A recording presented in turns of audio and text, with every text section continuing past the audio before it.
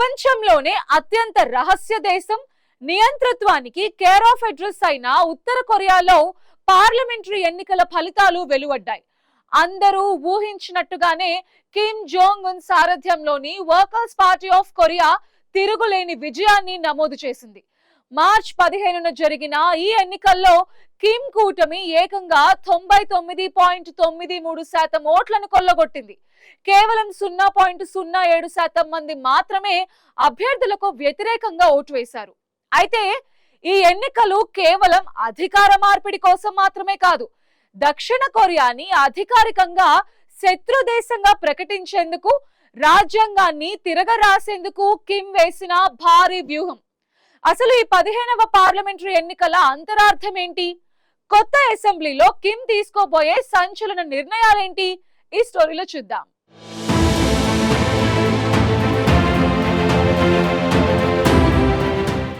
ఉత్తర కొరియాలో జరిగిన తాజా పార్లమెంటరీ ఎన్నికలు మరోసారి ఆ దేశ రాజకీయ వ్యవస్థపై ప్రపంచ దృష్టిని నిలిపాయి. నియంతృత్వ పాలనకు ప్రతీకగా భావించబడుతోన్న కిమ్ జోంగ్ ఉన్ ఈ ఎన్నికల్లో తిరుగులేని మెజారిటీతో విజయం సాధించారు. ఆయన సారథ్యంలో ఉన్న వర్కర్స్ పార్టీ ఆఫ్ కొరియా, దాని మిత్రపక్షాలు మార్చి 15న జరిగిన ఎన్నికల్లో దాదాపు అన్ని స్థానాలను గెలుచుకోవడంతో పాటు ఆశ్చర్యకరంగా 99.93% ఓట్లను సాధించాయి.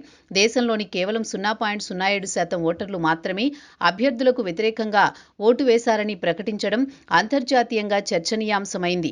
ఈ ఎన్నికల్లో నమోదైన పోలింగ్ శాతం కూడా అంతే ఆశ్చర్యాన్ని కలిగిస్తోంది.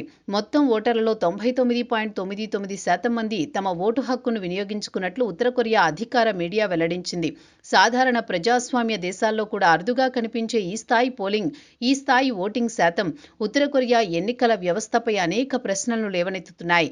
ఓటర్లకు భావ వ్యక్తీకరణ స్వేచ్ఛను ఇస్తున్నామనే ప్రచారం చేసుకునేందుకే ఈ 0.07% వ్యతిరేక ఓట్లకు అవకాశం ఇచ్చినట్లు విశ్లేషకులు భావిస్తున్నారు.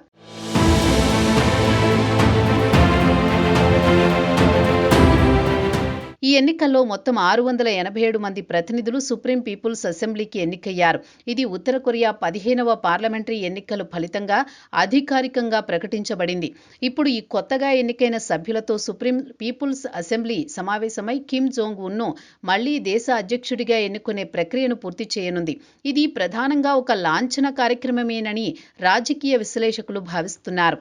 ఈ సమావేశంలో మరొక కీలక అంశం కూడా చర్చకు రానుంది. ఫిబ్రవరిలో జరిగిన వర్కర్స్ పార్టీ ఆఫ్ కొరియా 9వ సమావేశంలో తీసుకున్న నిర్ణయాల ప్రకారం దేశ రాజ్యాంగంలో కొన్ని ముఖ్యమైన మార్పులు చేయడానికి కసరత్తు ప్రారంభమైంది. ముఖ్యంగా దక్షిణ కొరియాను అధికారికంగా శత్రుదేశంగా ప్రకటించే అంశంపై చర్చ జరగనున్నట్లు తెలుస్తోంది.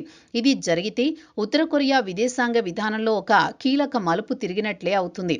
ఇప్పటికే 2024లో కిమ్ జోంగ్ ఉన్ దక్షిణ కొరియాను తమ శత్రుదేశంగా ప్రకటించారు. అయితే ఆ ప్రకటనకు రాజ్యాంగబద్ధత కల్పించేందుకు ఇప్పుడు సుప్రీం పీపుల్స్ అసెంబ్లీ ద్వారా చట్టపరమైన ఆమోదం పొందే ప్రయత్నం జరుగుతోంది.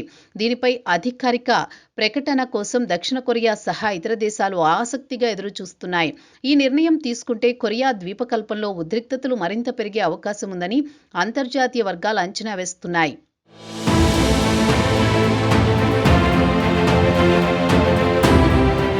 ఇక ఉత్తర కొరియా రాజకీయ వ్యవస్థను పరిశీలిస్తే సుప్రీం పీపుల్స్ అసెంబ్లీకి ఉన్న అధికారాలు చాలా విస్తృతంగా ఉంటాయి.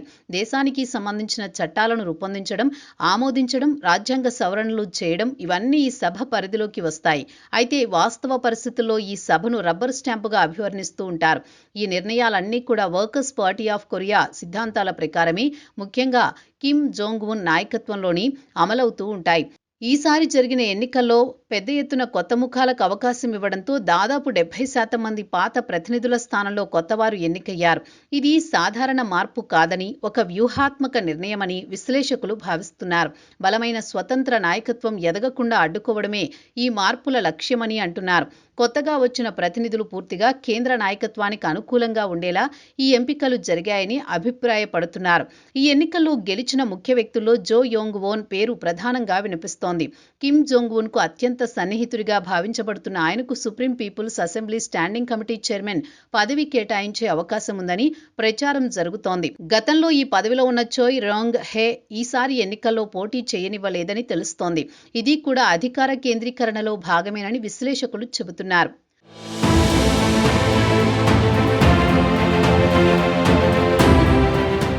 ఇక కొత్తగా ఎన్నికైన సభ్యుల జాబితాలో కిమ్ యో జోంగ్ కూడా ఉన్నారు. విదేశాంగ మంత్రి చోయ్ సోన్ హ్యూ కూడా అసెంబ్లీకి ఎన్నికయ్యారు. వీరిని కార్మిక వర్గాలు, రైతు వర్గాలు, అధికార వర్గాల ప్రతినిధులుగా చూపిస్తూ ఉత్తర కొరియా మీడియా ప్రచారం చేస్తోంది. అయితే వాస్తవానికి ఇవన్నీ కూడా ముందే నిర్ణయించిన రాజకీయ ప్రణాళికలో భాగమేనని అంతర్జాతీయ పరిశీలకులు భావిస్తున్నారు.